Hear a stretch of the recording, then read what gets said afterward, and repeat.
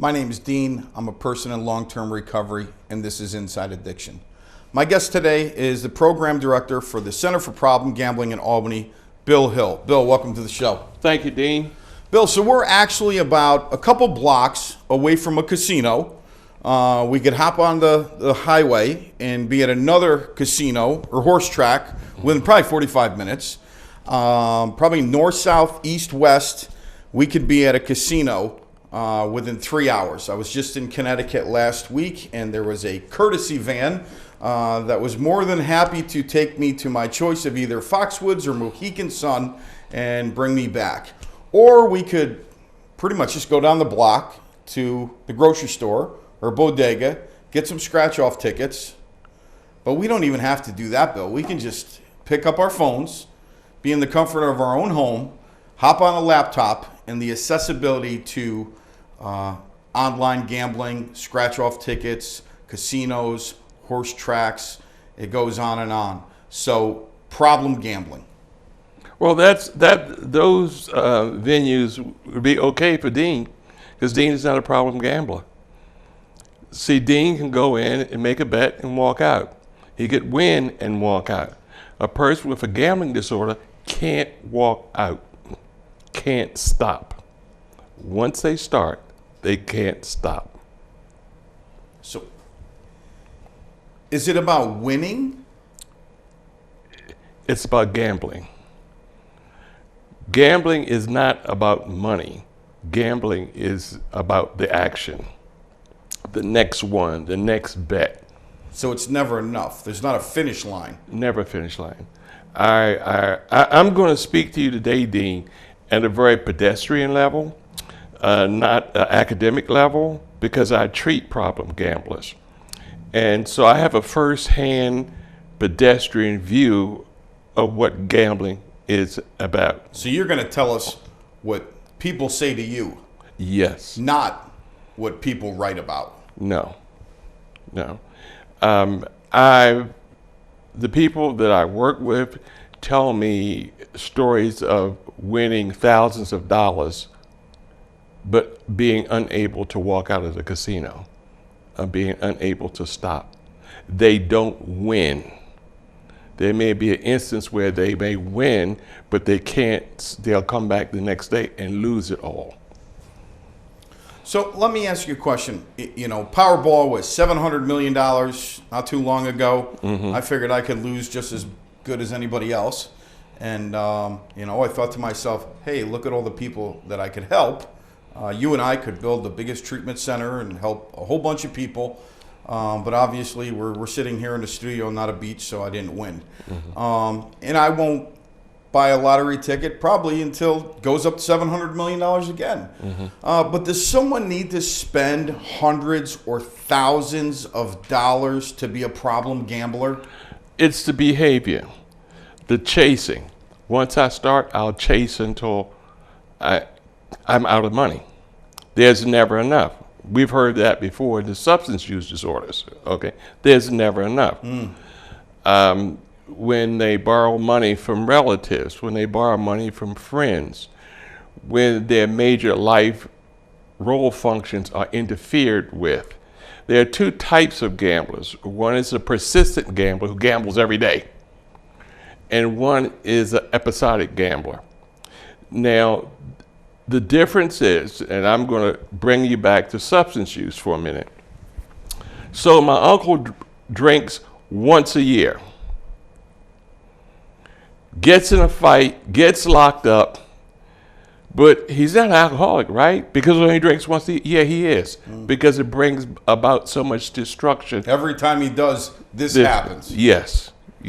So that's the episodic gambler.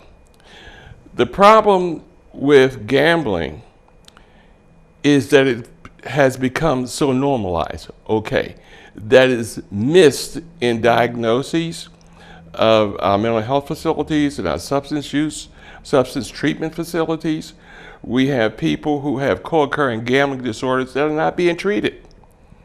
And what I've learned in my tenure at the Center for Problem Gambling is that gambling interferes with recovery. significantly, because you still have the same lifestyle problems.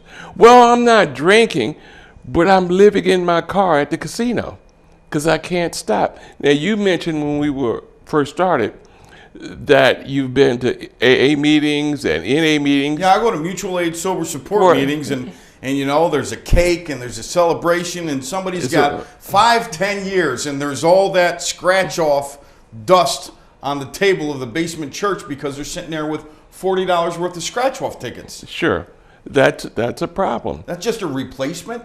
Yes, because see, what people have to understand, gambling has the same effect on the brain as substances. It messes with the ability to make decisions. It's a frontal lobe problem, okay?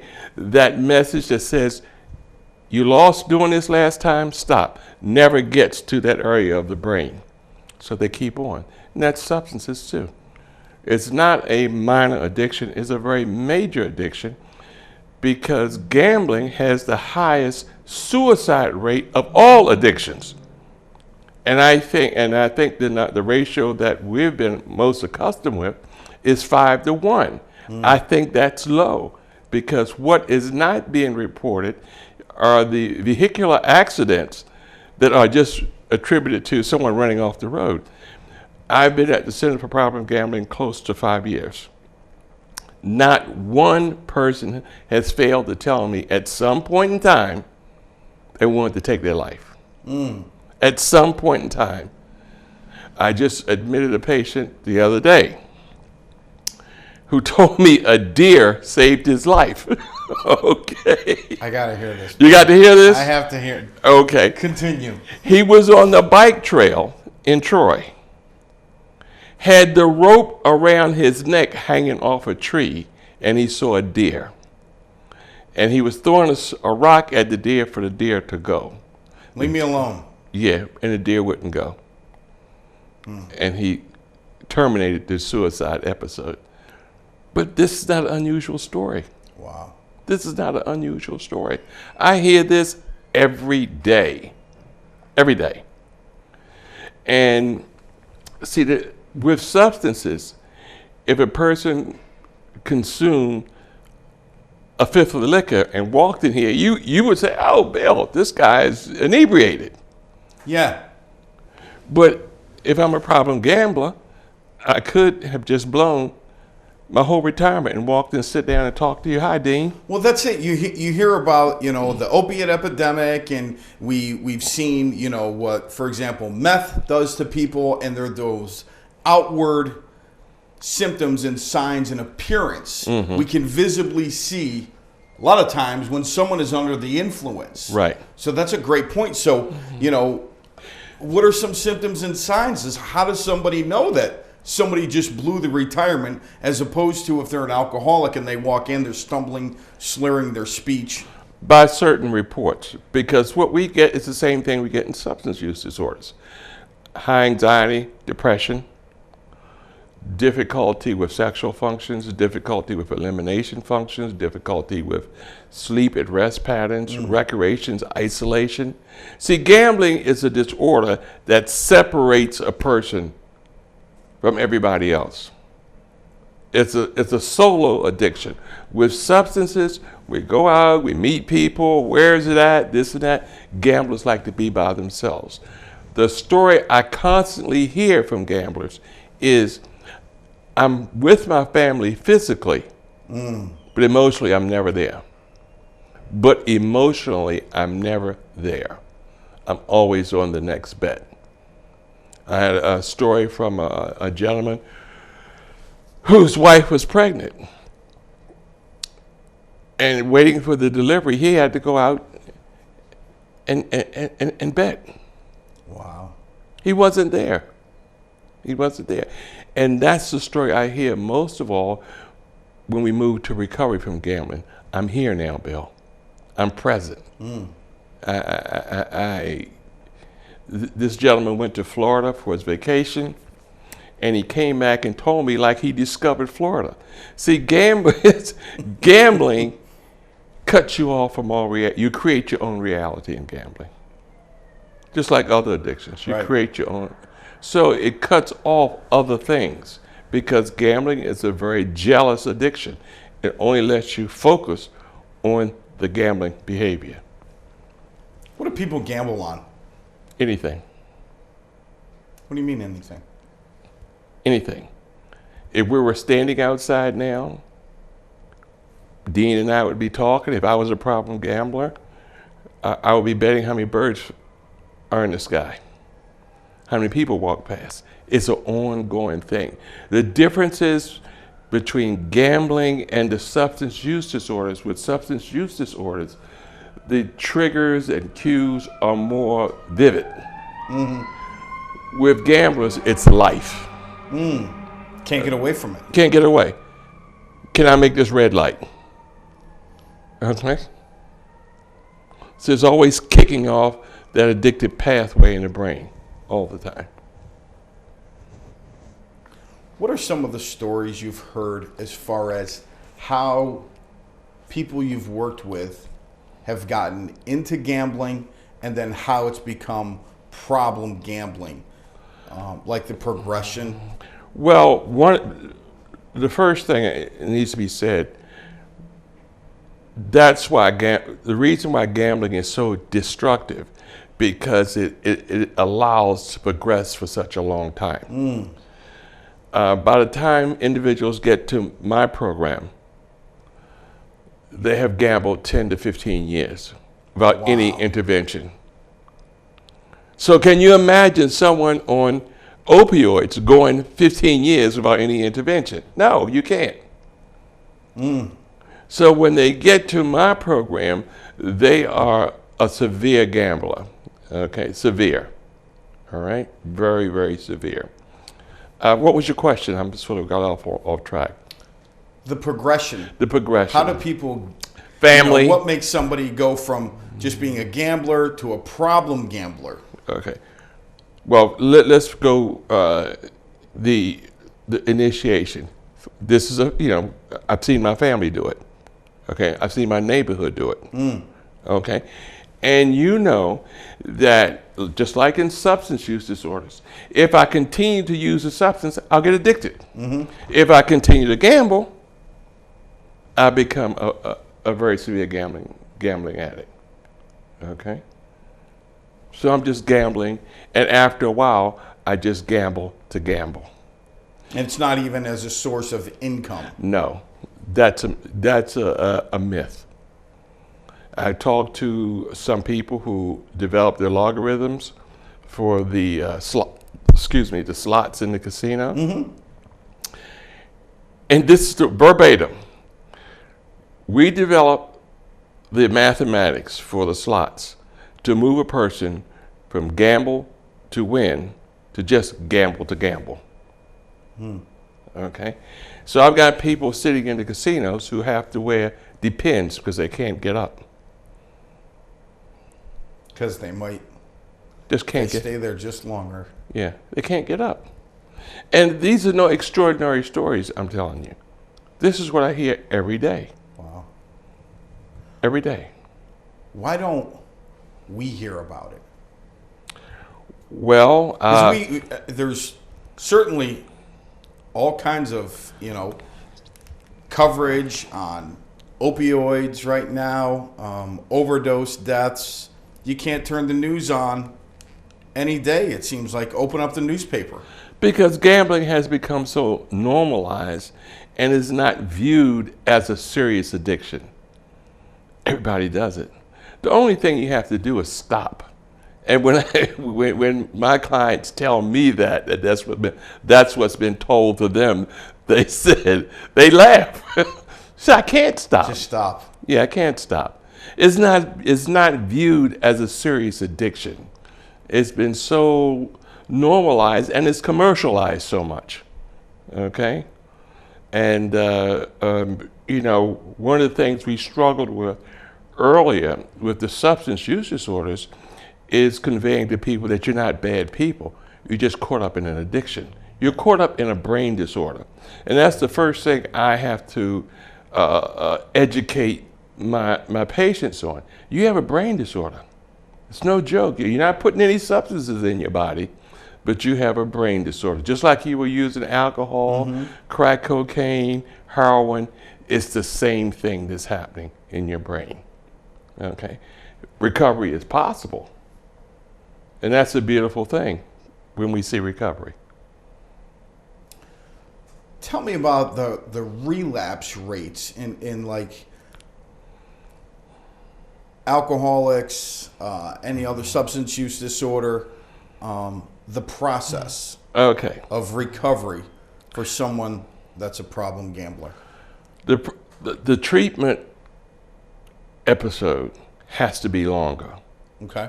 Now we have to get away, especially when we deal with gambling treatment, from the 3-month, 6-month thing. No, doesn't work. Okay. Gamblers need a prolonged treatment. The research supports me on that. One of the things that we found out in our setting, the longer we keep people, the more positive effect on recovery. And I think the sort of optimal time for formal treatment is about 2 years. Wow. Because once the person stops gambling, then they have to live life without gambling, which is troublesome. And when a person stops gambling, they have the same post-acute withdrawal symptoms as substances. In fact, we've had to hospitalize people who have stopped gambling. For? Vital sign problems. Wow. Yeah, Dean, this is a very serious addiction. This is no joke. Okay, and I go around to treatment places, mental health places, and I talk to counselors who we thought should know about gambling. They have no idea what I'm talking about. They have gambling? Is that bad? Yeah. So we need a longer treatment episode. See, I'm going to try to be politically correct when I say. You don't have to. Okay. Gamblers need a recovery community to support each other. So they need individual and group. Gotcha. They need individual and group. And in the group, you've got to create a recovery community to support it. And we've done some fantastic things at the Center for Problem Gambling. And basically, the patients told us how to do it. We created a thread where they can contact each other daily, anytime, using an app. So it's a support network. Yes, yeah, and as soon as the person comes in, we have them put the app on their phone. So at 8 o'clock at night, call whether you're feeling good or bad. Right. Just get in the habit of calling. Okay. We have a email that they can communicate with.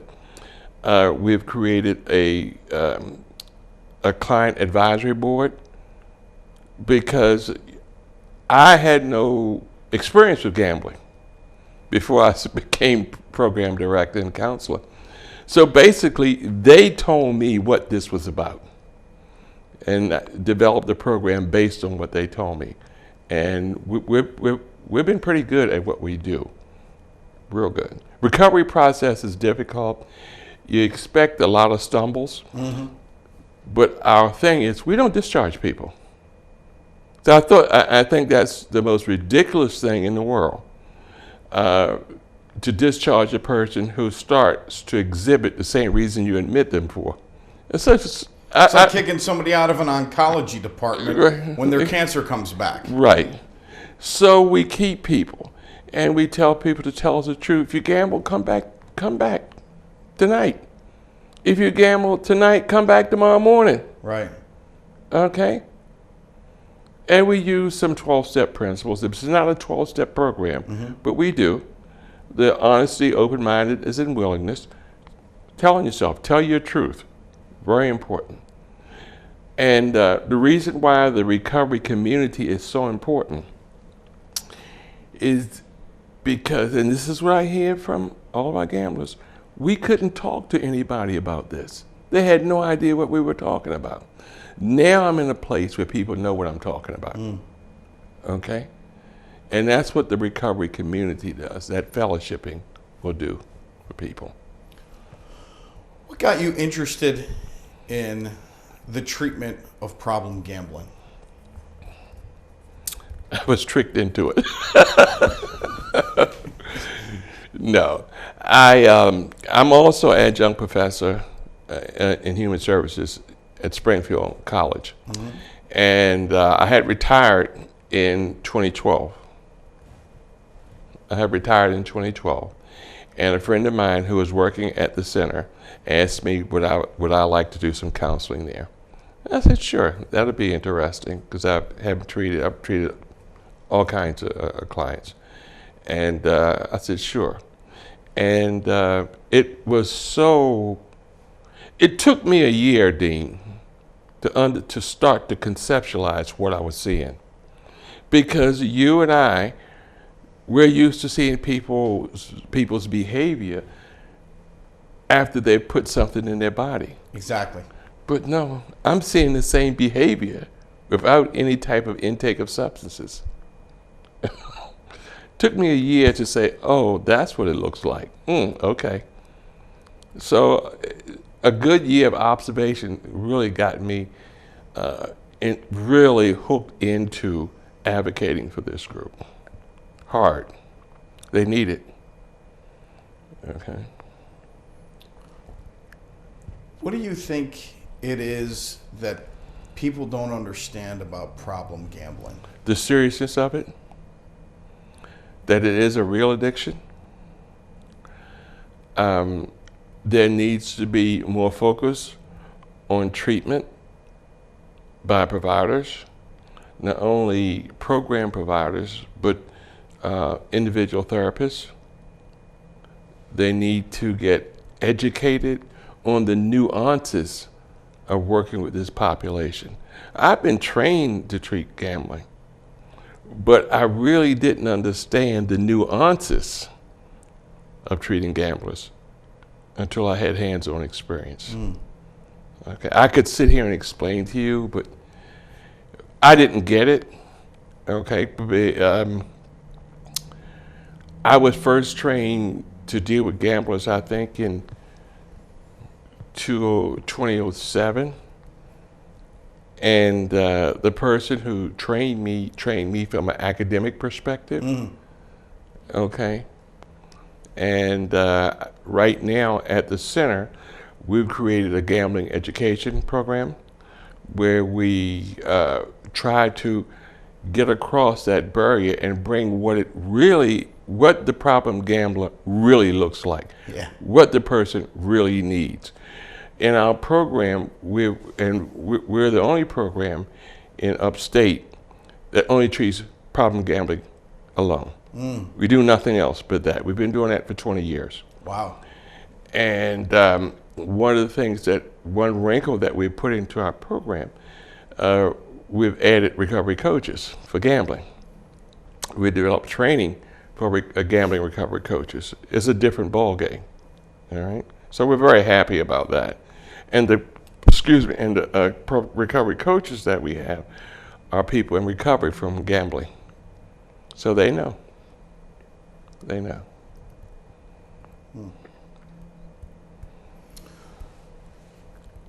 What kind of people end up as problem gamblers? Like, different backgrounds. What are some of the people that you've worked with? PhDs, doctors, professors, people with substance use disorders, garden variety people, business people, lawyers, policemen. Okay. No one's exempt. What are some of the risk and protective factors? From a recovery perspective, well, the risk factors is money management.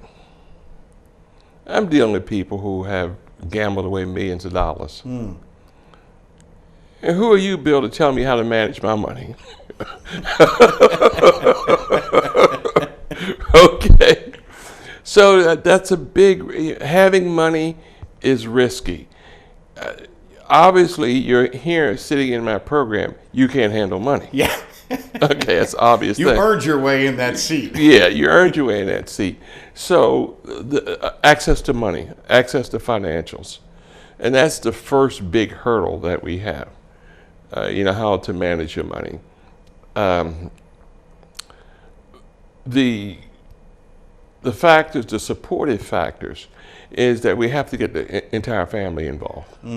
Have to get the entire family. We are much more successful when we have the entire family involved. What we've done is create a significant other treatment program. All right, because most of the time, the majority of the time, the significant other doesn't understand what really happened. Okay, and what do significant others do? Blame themselves. So our significant other program dwells on how to heal yourself. This guy may not stop gambling, but you got to heal yourself. So the family involvement is so very important. So, Bill, we've got about a minute left. That is your close-up camera there. If someone's watching and is questioning that they may or may not be a problem gambler, or someone's watching and they're questioning that someone that they know may or may not be a problem gambler, what advice would you say to them? Call the Center for Problem Gambling as soon as you can. Ask for Kelly. She's our intake coordinator, and we can set up an appointment for you in 1 day. We have 1-day admissions. So if you call us up and ask for an appointment at 9 o'clock, you can be in services by 6 o'clock that afternoon. So call. Bill, thank you so much. Thank you, Dean. Appreciate it.